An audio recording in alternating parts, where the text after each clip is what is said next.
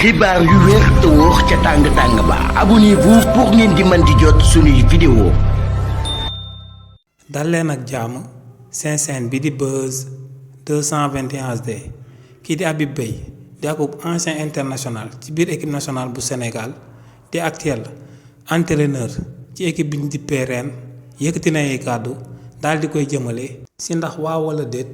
équipe nationale bu Sénégal favori la ci CAN biñ na ma daal di amal ci lu yàggul dara waaye tamit daal di nay wax lan moo nekk ay ambition jëmale ko ci équipe nationale bu Sénégal si li ni mel kii di Habib Beye ne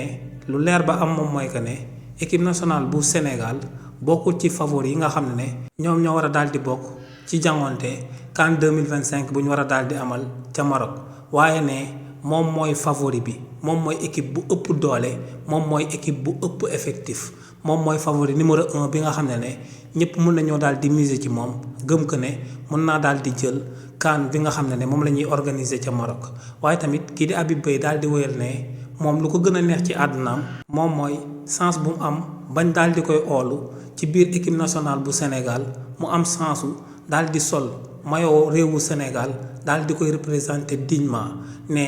rêvam bu gën a mag ci àddunaam moom mooy bés mu daal di nekk akub entraîneur ci équipe nationale bu Sénégal ndax ne nu mu bëggee équipe nationale bu réewu Sénégal mënu koo bëggee beneen équipe mënu koo bëggee tamit beneen club. ne tamit moo ngi encouragé bu baax a baax kii di Pape Thiaw mi nga xam ne moom mooy actuel entraîneur bu réewu Sénégal daal di koy xamal que ne daal dinay amal akub sélection bu am solo si bi nga xam ne ñëpp daal dinañuy yaakaar daal di am yaakaar bu baax ci moom jëmale ko ci taxawaayam waaye tamit daal di koy jëmale ci taxawaayu xale yi nga xam ne moom la daal di tànn ngir ñooñee dem daal di jongante réewu Sénégal ci CAN 2025 buñ na ma daal di amal ca réewu Maroc. xibaar yu wér te wóor ca tàng ba abonnez-vous pour ngeen di mën di jot suñuy vidéo.